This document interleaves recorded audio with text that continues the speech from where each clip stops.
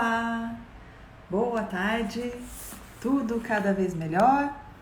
Estamos aqui dando continuidade então ao nosso curso de leitura da Lei do Triunfo, escrito por Napoleão Hill há quase 100 anos atrás. E hoje hoje é o 5º vídeo dessa série, né, que pretende ir até agosto, para que a gente possa estudar as 15 leis do triunfo. E hoje nós estamos na segunda lei, que é justamente confiança em si mesmo, né? E então hoje aqui um exercício para que a gente possa fortalecer essa nossa confiança em si mesmo, a nossa autoconfiança, para que a gente possa avançar rumo ao triunfo na vida.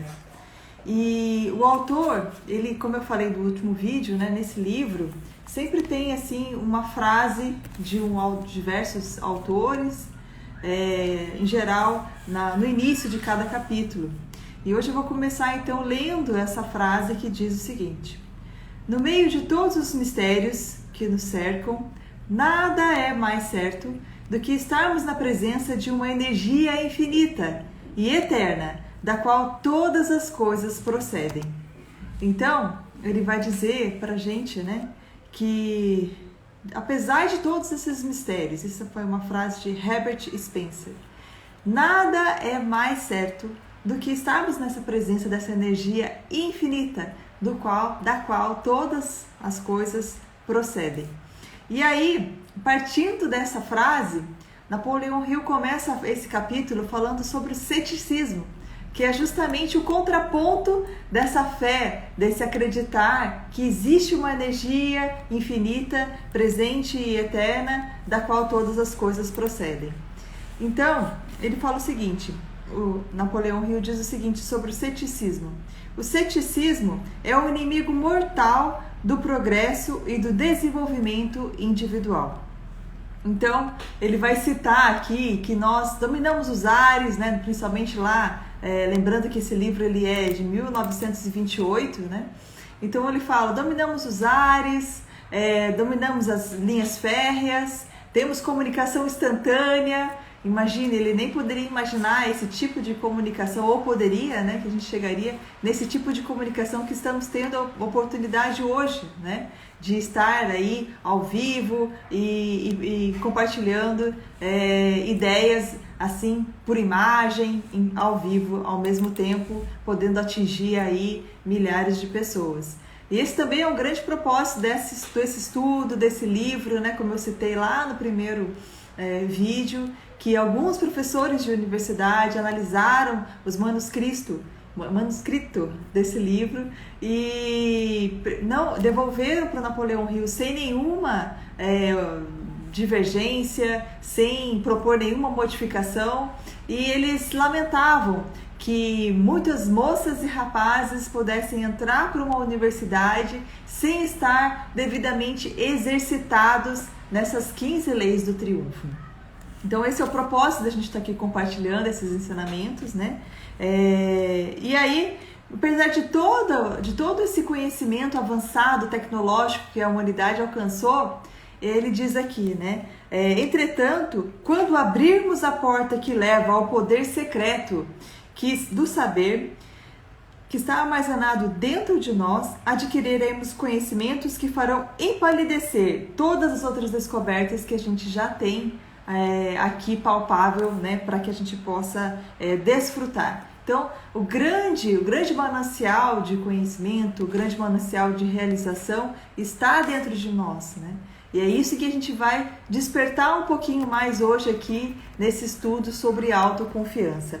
Então, ele vai falar sobre o pensamento, né? Ele diz o seguinte: o pensamento é a forma de energia mais altamente organizada que conhecemos. Então, ele já falou aqui nos outros vídeos sobre o princípio da autossugestão. Algumas pessoas podem não dar o devido valor para esse princípio da autossugestão, e ele vai explicar um pouquinho mais aqui a respeito disso. Então, ele vai falar também sobre o medo, né? Ele diz: nós já descobrimos que o medo é a razão principal da pobreza, do fracasso e da miséria, que se apresenta sob milhares de formas. Já descobrimos também que o homem que domina o medo pode triunfar em qualquer empreendimento, sejam quais forem os esforços reunidos para derrotá-lo. Então, em geral, o medo, ele é por trás do medo, né? Se a gente avança apesar do medo, não é que a gente não vai ter mais medo, né?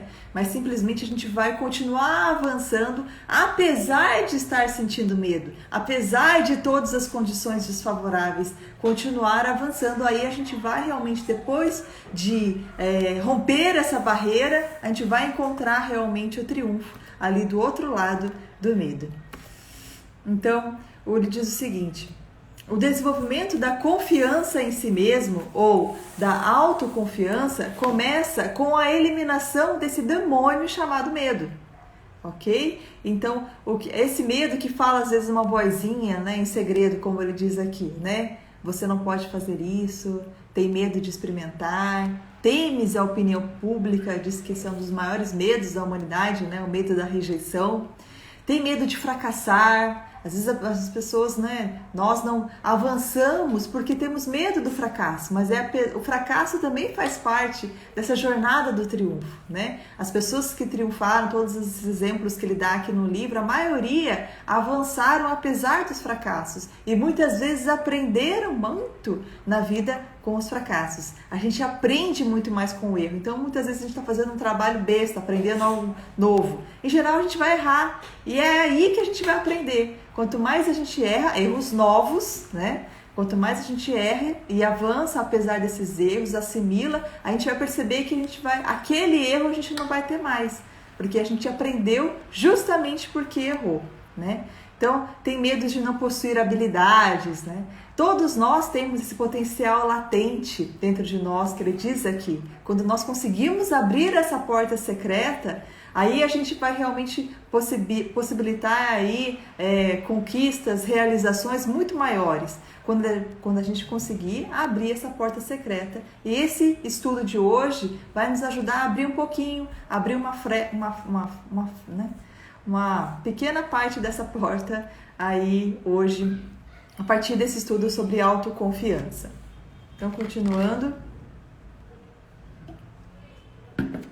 ele diz o seguinte: afinal, né, agora eu proponho uma reflexão aqui. O que nos impede de avançar, né? Seria bom a gente colocar as cartas na mesa, né? Se olhar, se procurar esse autoconhecimento. Peraí, o que está me impedindo de avançar? É o que os outros vão pensar? Agora me veio à mente um exemplo até da professora Lucilena Galvão, que eu vivo ouvindo e relatando aqui os exemplos dela, né? Ela disse que tinha medo de aprender a dirigir. E aí um dia ela fez esse exercício. Ela olhou para o espelho e falou assim: peraí, mas você tem medo do quê? Do que você tem medo? Você dirige tão devagar que provocar um acidente vai ser muito difícil. Você tem medo de quê? Ah, você tem medo que os outros te achem uma barbeira, né? Uma má motorista. Ok, eles têm razão.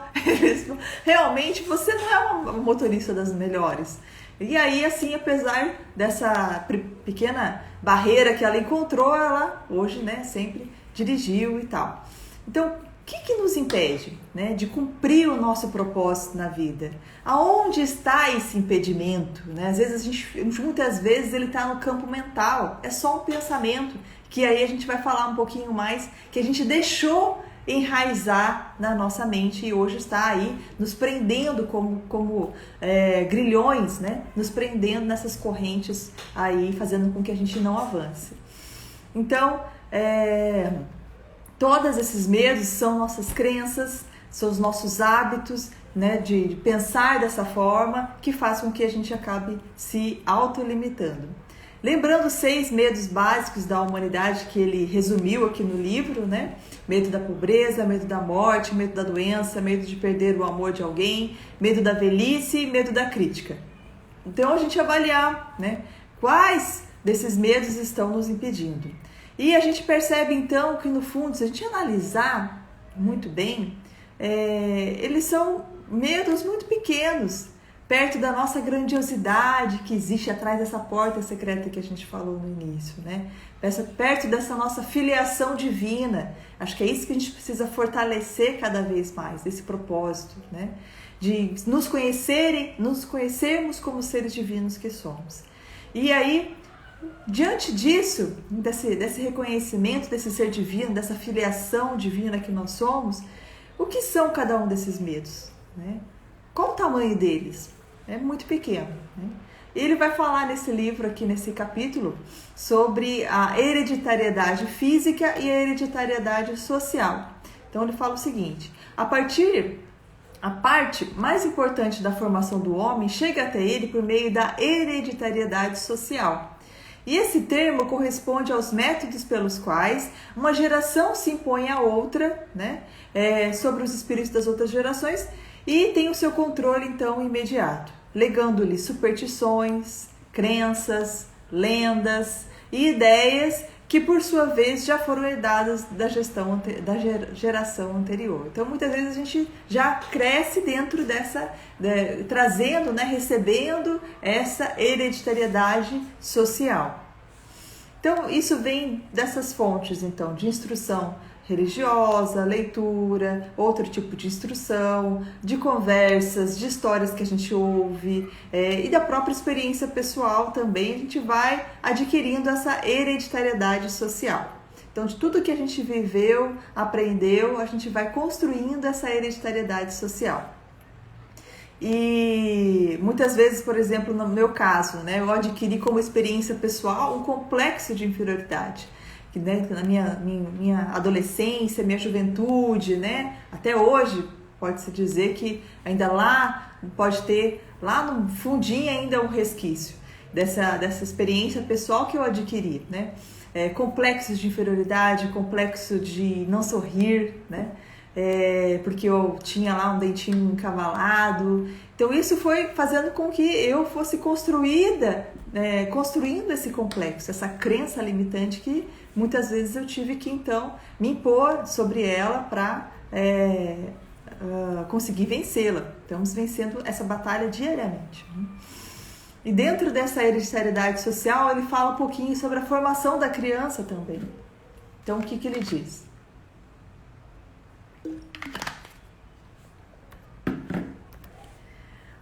Qualquer pessoa que dirija ao espírito de uma criança pode, com um ensinamento intensivo, fixar nela determinada ideia falsa ou verdadeira, de tal modo que a criança aceita como verdade e torna parte integrante da sua personalidade, como qualquer célula do seu corpo, né?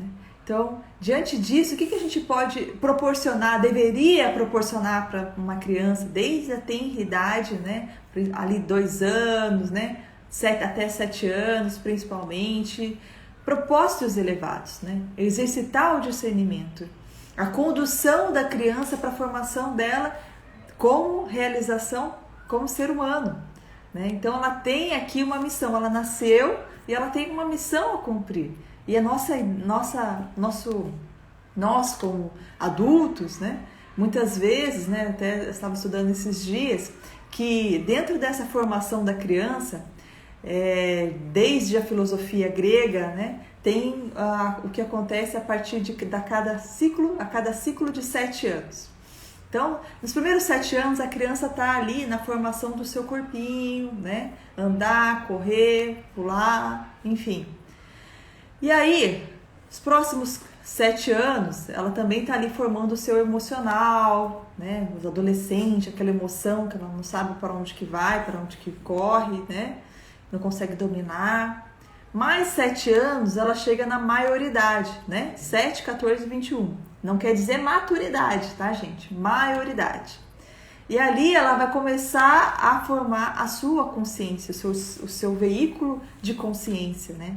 Ter mais contato com a sua essência, estar um pouco mais desperta para a sua essência. Isso pode variar, né? Não é tão exato assim, mas o que a filosofia ensina, né? que enquanto a criança está nesse processo de formação, enquanto ela ainda não tem esse contato, esse desperto da sua consciência, da sua essência, alguém precisa ser essa consciência para essa criança, né? Então, por isso que a importância dos pais, dos educadores, todos nós somos educadores, né? Para formar essa criança na direção que ela consiga cumprir o seu propósito enquanto ser humano nessa vida. Por isso a importância que realmente a gente precisa orientar. Olha, você vai vestir tal roupa. Olha, você tem que agir dessa forma. Porque, olha, se você está passando por uma superação, né? Por exemplo, meu filho muitas vezes tem medo de ir para o judô. Mas quando ele está lá, ele se diverte, sai de lá feliz da vida. Muitas vezes, na verdade todas as vezes, a gente vai para o judô, para o jiu-jitsu, fazendo mentalizações. A gente tem até 4 mentalizações que a gente faz. Depois eu posso compartilhar com vocês se vocês quiserem. Primeiro a gente começa com a oração do anjo da guarda, né? Agora ele até pede, quando está chegando na esquina, a gente já começa a fazer as mentalizações. Que é justamente a autossugestão. E aí, se eu fosse uma mãe, digamos assim, que só me compadecesse do meu filho, né? Não tivesse também, que muitas vezes isso acontece, né? O pai e a mãe também não tá com a sua consciência, com a sua essência desperta, né? Não que eu esteja mais desperta do que qualquer um de nós, mas se naquele momento eu fraquejasse junto com ele, falar, não, filho, então vamos para casa, não vamos pro judô não tá se sentindo bem, não vamos não. Mas ali eu tenho que ser essa essência mais forte para ele, para que ele possa então vencer aquela barreira apesar do medo e conquistar, superar, aprender também, participar do judô. Então isso que a gente deve ter essa atenção, né, de transmitir esses valores essenciais para conduzir a criança para a sua realização da sua missão como ser humano aqui.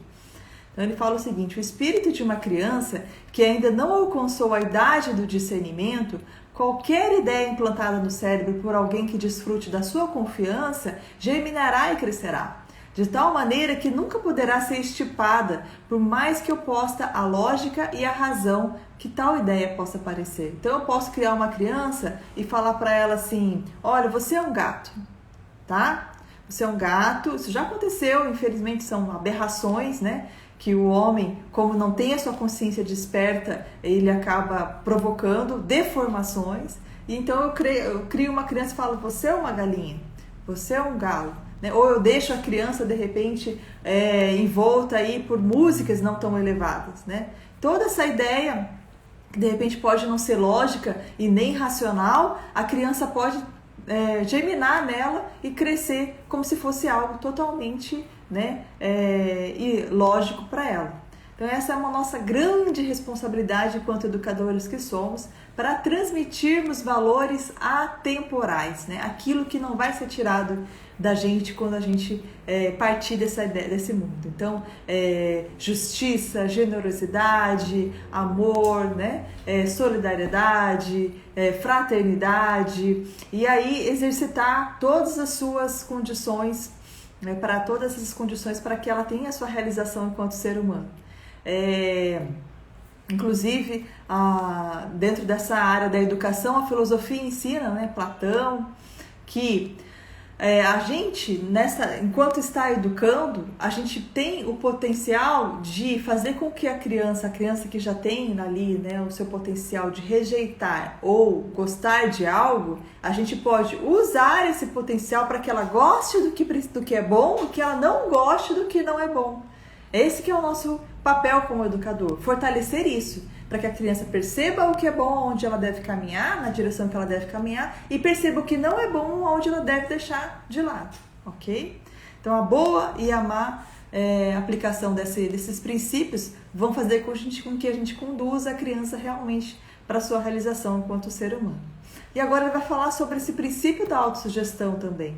Então a autossugestão é toda sugestão positiva ou negativa que fazemos a nós mesmos, muitas vezes de forma inconsciente. Então por isso que ela é positiva ou negativa.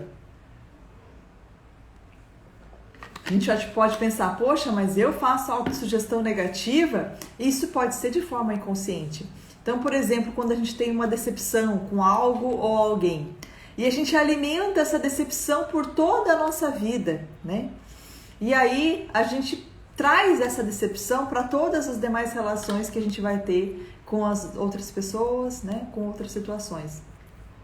E o resultado disso é o quê? É realmente uma má utilização do princípio da autossugestão. A gente ficar alimentando esses sentimentos ruins, né? No Access tem uma ferramenta que diz que eu uso bastante muitas vezes quando a nossa cabeça começa a pensar assim, e no que não é necessário pensar, né? No que não vai trazer bons frutos. Então, que é o seguinte, que é uma volta, a frase maluca, né? Uma volta que a gente dá no nosso cérebro, que é justamente quando a gente tem aquele pensamento que não para, que não quer parar, e se a gente pensa em tentar brecar aí que ele continua mesmo, naquele momento a gente repetir: tudo é o contrário do que parece ser, nada é o contrário do que parece ser. Porque muitas vezes que a gente pensa que está acontecendo, a gente raramente a gente vai atingir realmente essa verdade. Então o ideal é que a gente pare de pensar mesmo e continue a focar no nosso presente, né, para não ficar naquela ansiedade. Então tudo é o contrário do que parece ser, nada é o contrário do que parece ser. Repetindo até parar de pensar. Então, ele diz o seguinte: o homem vê sempre apenas o que há de melhor naqueles com os quais... Um homem que vê sempre apenas o que há de melhor naqueles com os quais entra em contato, se os seus inimigos se mostram indiferentes, ele não dá a menor importância a isso, pois decidiu consigo mesmo encher o seu espírito, né, com pensamentos otimistas e entusiastas e cheios de fé nas outras pessoas. Então, se alguém lhe fala com aspereza, ele responde com delicadeza. Por meio da mesma eterna lei da atração, chama para si a atenção das pessoas cujo o teor da vida e de seus pensamentos se harmonizam com os seus. Então, é o que a professora Lucilena Galvão também, mais uma vez, sempre fala, né? Se o cachorro late para você na rua, você vai latir para o cachorro? Não, né? Porque você é ser humano. Da mesma forma, se alguém te trata com aspereza, a gente responde com delicadeza. Tenta, né? Faz esse esforço, é a nossa batalha diária, que vai fazer com que a gente mantenha esses pensamentos, essa autossugestão elevada para pensamentos otimistas, harmoniosos, e assim a gente vai atraindo também somente pessoas para o nosso convívio, que vibram dessa mesma forma, e a gente vai estar trilhando aí o caminho do triunfo. Então ele cita aqui no livro, né, o exemplo de um banqueiro que tinha no seu escritório, né, uma placa dizendo assim: aqui somente falamos sobre boas notícias, se você está trazendo uma má notícia, guarda para você. É uma coisa assim, né? E é assim que a gente vai utilizando mesmo, né, esse poder da gente poder dominar o nosso ambiente. Já citei aqui em outros vídeos também sobre o exemplo da filosofia estoica, né? Que aquele que fosse encontrado pela rua, né? Como que a gente poderia identificar um sábio? Era aquele que, apesar de estar de repente passando por vicissitudes, aonde ele poderia ser livre, que é dentro de si mesmo, dentro da sua mente, é o único lugar que muitas vezes a gente pode ser livre, ele estava ali exercendo a sua liberdade e manifestando no seu semblante, um semblante alegre, um semblante harmonioso, apesar de tudo, né? Isso faz com que a gente esteja utilizando, então, esse poder dessa autossugestão ao nosso favor. E o Napoleão Hill continua: as faculdades mentais, como os membros corporais, se atrofiam e mirram se não fazemos uso deles. A confiança em si mesmo não faz exceção a essa regra. Desenvolve-se quando usada e desaparece quando não é exercitada. Então, quanto mais a gente deixar de avançar, apesar do medo, quanto mais a gente exercitar essa autoconfiança, essa confiança em nós mesmos, a gente vai então criando esse hábito, essa autossugestão, ao passo que o contrário também é verdadeiro. É isso que ele está dizendo aqui: essa autoconfiança ela atrofia se a gente não exercitar, não buscar exercitar essa autoconfiança. Então, se lançar realmente apesar do medo. Então, ele diz pra gente, né, que as situações, os desafios, na verdade, são oportunidades desse desenvolvimento dessa autoconfiança. Muitas vezes a gente tem exemplos aí, né, de alpinistas, eles estão buscando vencer os desafios aí da lei da gravidade, apesar de todos os riscos. E isso é que a gente deve fazer diariamente também. Apesar de todas as condições desfavoráveis, a gente seguir avançando e desenvolvendo essa nossa autoconfiança. Se você, por exemplo, imaginar, se a gente fizer o exercício de imaginar uma escada rolante que está descendo tá? A escada rolante está descendo e a gente está subindo. Se você parar, você desce junto com a escada rolante. É isso que acontece com a nossa vida. A gente tem que estar sempre buscando avançar. Se a gente parou, não ficou parado, não ficou estagnado, está descendo, né? Então é isso para que a gente esteja sempre buscando aprender e se desenvolver apesar das condições. Então, a dica é a gente enfrentar situações, estar sempre buscando aprender, exercitar essa autossugestão, faz com que nós estejamos fortalecendo os nossos músculos mentais, elevando então a nossa barra. E ele cita aqui alguns exemplos, né? Por exemplo, de pessoas abastadas, ricas, né? Por exemplo, um pai que tinha 2 filhos e todo mês mandava, né? Ele era secretário na época desse pai muito abastado. Então ele remetia, parece que $100 para esses meninos, né? E o que aconteceu? Os meninos voltaram formados? Voltaram, mas também voltaram com muitos vícios, por causa de todas essas facilidades que muitas vezes não contribuem para a formação daquele ser humano que vai querer se aventurar, que vai querer superar seus limites, ok? Então, essa inatividade muitas vezes conduz à atrofia, gera falta de ambição e de confiança em si mesmo. A luta pela vida, muitas vezes, é uma vantagem decisiva. Então, vários desses homens que a gente citou aqui, como exemplo de pessoas que triunfaram na vida, que alcançaram altos postos em sua vida financeira, muitas vezes vieram do nada, como a gente falou, não tinham capital, não tinham acesso à grande educação, mas avançaram apesar de tudo isso. E isso, justamente, essa luta pela vida trouxe essa vantagem, né? Faz com que eles pudessem então desenvolver todas as suas qualidades. Então, olhando para trás, quando eles olham para trás, muitas vezes, muitos de nós, olhamos para trás e vemos todas as dificuldades que nós passamos, elas são louváveis, porque nos fizeram crescer. Então, sendo forçado a trabalhar e a desempenhar o seu trabalho da melhor maneira, o indivíduo adquire temperança, autocontrole, força de vontade e inúmeras outras virtudes que os ociosos jamais conhecerão. Por isso que é importante realmente esse trabalho, né? Muitas vezes a gente vê por aí, a professora Lucilena fala bastante, né? Que a ideia de sacrifício é muito... hoje, muitos jovens, né, no seu auge da sua energia, eles querem o quê? Dormir até meio-dia, né? Muitos jovens, né? Não querendo generalizar, mas no auge da sua energia, a preguiça é que domina. E o que a gente vai ter desse resultado? Dessa atrofia, dessa inatividade, que vai vir como resultado dessa ação. E muitas vezes, a partir do momento que esse jovem tem esse contato com essa importância do trabalho, né, percebe que aproveitar as horas matinais, aproveitar todas as horas do seu dia para buscar se autodesenvolver, vai sentindo realmente que esse é o verdadeiro sentido da vida. Então, Platão, por exemplo, né, ele propunha na República, para os seus guardiões, que eram na sua cidade, né, ideal, aquelas pessoas que iriam guardar a cidade, como elas seriam formadas? A partir de 2 pontos, da ginástica e da música. A música para elevar a alma, então a gente não está falando de qualquer música, a gente está falando de uma música boa, né, que consegue atingir essa elevação da alma. E a ginástica para quê?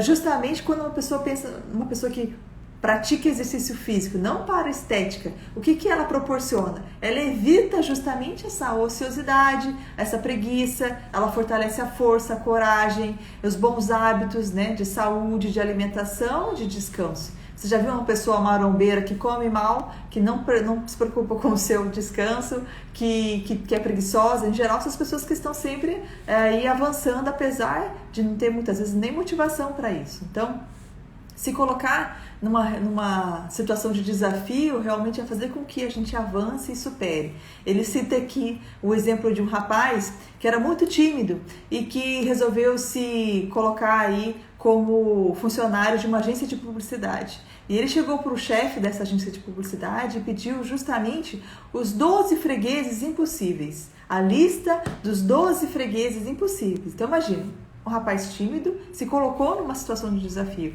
E ele fez uso do quê? Da autossugestão para romper superar essa timidez, né?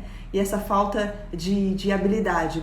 Então, o que ele fazia com a autossugestão? Ele ia para a praça, antes de visitar qualquer um desses clientes, e lia o nome de cada um desses clientes e mentalizava: o Senhor me encomendará anúncios antes do final do mês. Falava o nome da pessoa e falava: o Senhor me encomendará anúncios antes do final do mês. E ele ficou visitando um desses fregueses durante quase 30 dias, né? Todos os dias. E aí, no final das contas, qual foi o aprendizado que ambos, tanto o comerciante como esse rapaz, tiveram? Né? O comerciante ficou assim, realmente abismado, né, da persistência desse rapaz. E o rapaz, ele conheceu o quê? Todos os argumentos que um comerciante poderia apresentar, né, para que pudesse dizer não. Ele já conhecia todos os argumentos e foi se desenvolvendo. Desenvolvendo a sua autoconfiança. Então esse rapaz venceu, segundo Napoleão Hill diz, porque carregou deliberadamente o seu espírito com autoconfiança suficiente para torná-lo irresistível. Então ele fez isso, né, apesar da sua timidez, ele fez isso exerceu a sua vontade para que isso acontecesse.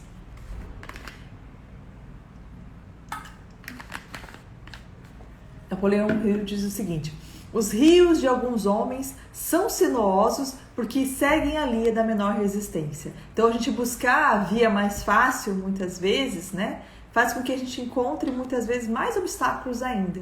Então, a pergunta que a gente deve se fazer é: será que a gente está buscando mais facilidades em nossa vida, né, ou mais superações? E o que é essa escolha? Se de repente eu estou buscando determinada situação que está me levando para uma zona de conforto, né? Aonde essa escolha pode me levar? Fazer essa reflexão constantemente das nossas escolhas. Então, ainda sobre o princípio da autossugestão: aquele que não confia em si mesmo não atrai os outros, porque sua mente é uma força negativa que antes repele do que atrai. Olha a importância que a gente tem, né? E ele deixa aqui pra gente uma fórmula da confiança em si mesmo. São 5 princípios que eu vou ler aqui para que a gente possa conhecer, que diz o seguinte, para que a gente possa repetir, né? Exercitar essa autossugestão. Primeiro, sei que possuo a habilidade necessária para realizar o meu objetivo definido e, portanto, exijo de mim mesmo uma ação persistente, agressiva e contínua para a realização desse objetivo. 2. Compreendo que os pensamentos dominantes do meu espírito chegarão a produzir-se em atividade física e em pouco tempo se transformarão em realidade. Por isso, concentrarei a minha mente durante 30 minutos diariamente na missão de pensar sobre a espécie de pessoa que desejo ser, criando assim um retrato mental que será depois transformado na realidade por meio da prática. 3. Sei que por meio do princípio da autossugestão, qualquer desejo que conserve com persistência no pensamento encontrará oportunamente uma expressão através de qualquer meio prático de realização. Assim, dedicarei 10 minutos diariamente a exigir de mim mesmo o desenvolvimento dos fatores citados nas 16 lições do curso de leitura da Lei do Triunfo. 4. Redigi com bastante clareza uma descrição do meu objetivo principal definido na vida para os próximos 5 anos vindouros. Estabeleci um preço para o meu trabalho para cada um desses 5 anos, um preço que pretendo merecer e receber por meio da estrita aplicação do princípio do trabalho eficiente e satisfatório que prestarei adiantadamente. 5. Compreendendo perfeitamente que nenhuma riqueza ou posição pode ser duradoura, mesmo que seja construída sobre a verdade e a justiça. A menos que seja construída sobre a verdade e a justiça. Por isso, não tomarei parte de nenhuma transação que não beneficie a todos com que nela entrarem. Triunfarei, extraindo para mim as forças que desejo empregar e a cooperação de outras pessoas. Induzirei os outros a serem úteis, prestando-lhes serviços primeiro. Eliminarei o ódio, a inveja, o ciúme, o egoísmo e o cinismo, desenvolvendo o amor por toda a humanidade, pois sei que uma atitude negativa para com os outros não me trará êxito. Farei com que os outros acreditem em mim, porque acreditarei também neles e em mim próprio. Olha que bonito, né? Essa é uma fórmula que a gente pode repetir aí diariamente para nós. E ele vai falar também sobre o poder do hábito, né? Esse hábito, ele nasce do ambiente e do fato de se fazer as mesmas coisas, ter os mesmos pensamentos, repetir as mesmas palavras infinitamente. É assim que a gente aplica o princípio da autossugestão, a partir desse hábito. E ele cita o exemplo de Ford mais uma vez, né, dizendo que os amigos de Ford que trabalhavam antes de Ford ser o que ele era, né, não pensavam em outra coisa a não ser receber o salário do final do mês. E não exigiu nada mais de si mesmo. E Ford fez o contrário. Ele passou a exigir mais de si mesmo e essa tal exigência fez com que ele se tornasse a pessoa que ele se tornou. Então essa busca do autoaprimoramento é decisiva e autônoma. Ninguém pode fazer por nós. Não é porque existem muitos conhecimentos aí que a gente vai tendo esse acesso por osmose, né? A gente precisa fazer e aplicar diariamente. Ele também fala sobre o exemplo de um maltrapilho que uma vez chegou no escritório em que Napoleão Hill estava trabalhando. Chegou lá um maltrapilho com uma barba de 10 dias, né? E disse para ele o seguinte: olha, eu ia me matar na noite anterior, mas eu li esse livro aqui que falava sobre confiança, que o senhor escreveu, e eu pensei, o autor desse livro pode me ajudar. E aí Napoleão Hill ouviu a história dele, né? Era um comerciante que perdeu tudo, enfim. E aí o que ele fez? Ele levou esse senhor e falou: olha, eu não posso te ajudar, mas eu sei de uma pessoa que pode. E levou ele então na frente de uma cortina, abriu a cortina e o que tinha atrás da cortina? Um espelho. Ele fez esse senhor se olhar no espelho e disse: essa pessoa que você está vendo aí é a única que pode te ajudar. Né? Então não tem como ninguém fazer por nós. Esse senhor chorou copiosamente e Napoleão Hill achou que não tinha conseguido ajudar essa pessoa. Mas aí, dias seguintes, ele encontrou esse senhor na rua, bem vestido, e tinha arrumado um emprego. A pessoa que o empregou o ajudou, né, financeiramente, para que ele pudesse então ter alguns recursos para comprar roupas e ajudar a sua família. E ele estava aí com outra disposição, porque ele percebeu que a única pessoa que poderia ajudá-lo seria ele mesmo. Então, o poder e as possibilidades jazem adormecidas na mente daquele que nunca descobriu o valor da confiança em si mesmo. Então, todos nós temos esse poder, essa autoconfiança dentro de nós. Só depende de nós, realmente, estimularmos essa confiança em nós mesmos. E ele fala também sobre a educação, né? Nenhuma pessoa vai ser totalmente educada, tem instrução, né, graduação, se ela não exercitar essa autoconfiança. E diz o seguinte: basta um simples pensamento para a gente poder condenar uma pessoa ao fracasso, à miséria ou elevá-lo aos píncaros do êxito. E se exigirmos de nós mesmos esse triunfo e apoiarmos essa decisão com uma ação inteligente, poderemos então estar certo de que venceremos. Então, isso é a diferença da gente querer triunfar e ter apenas um vago desejo, né? Realmente a gente exigir de nós mesmos e apoiarmos essa decisão com ação. E ele fala para a gente, nos alerta para que a gente não se importe com o que os outros dirão, né? Nós temos dentro de nós mesmos todo o poder de que necessitamos, mais uma vez dizemos, para poder obter o que desejarmos ou o que necessitamos nesse mundo. E o melhor meio de contar com esse poder é confiar em nós mesmos. Então, ele diz o seguinte: nós estamos constantemente irradiando pensamentos de nós mesmos. E se a gente não tiver autoconfiança, as outras pessoas percebem isso, né, nessa atmosfera. E pensam muitas vezes que elas estão tendo esse pensamento por si próprias, mas na verdade elas estão captando esse pensamento que está irradiando de nós. A confiança em si mesmo é algo que nunca deve ser proclamado também, anunciado. Ai, como eu sou uma pessoa autoconfiante. Não é assim. A gente realmente, a partir dos nossos atos, como diz na filosofia, né? Ande para que eu te veja. É que essa autoconfiança, ela se mostra através de realizações e feitos construtivos. Se tivermos confiança em nós mesmos, em torno de nós, todos reconhecerão isso e deixemos que eles reconheçam. Então, criamos em nós mesmos, mas não digamos ao mundo o que podemos fazer. O que é preciso fazer é demonstrá-lo. E assim a gente vai encerrando, né, falando sobre o princípio da fé. Então Napoleão Hill diz pra gente o seguinte: o supremo mistério do universo é a vida. Viemos para cá sem o nosso consentimento, pelo menos não nos lembramos disso, de onde nós não sabemos, e partiremos sem o nosso consentimento, para onde nós também não sabemos. Então não seria possível que o poder que nos colocou na Terra saiba o que está fazendo conosco? né, quando ultrapassamos a grande divisa, não seria bom, de bom aviso, confiar no Criador que nos pôs na Terra e teve bastante inteligência para saber fazer, né, o que fazer conosco depois da nossa morte também? Não será possível que possamos cooperar com esse Criador de maneira inteligente, procurando seguir uma justa norma de conduta na Terra, ajudando-nos uns aos outros e fazendo todo o bem possível uns aos outros durante a vida, entregando então o futuro àquele que provavelmente sabe o que é melhor para nós e o que nos convém. Então, no dia a dia, sem se preocupar, entrega o futuro, né, àquele que provavelmente sabe o que é melhor para nós. A diferença dessa fé é o descontentamento, né? Do nascimento até a morte, o espírito está sempre desejando o que não possui. Tem isso, não quer aquilo, né? Num ciclo sem fim. A felicidade está sempre nos rodando, está sempre à vista, mas fora do alcance.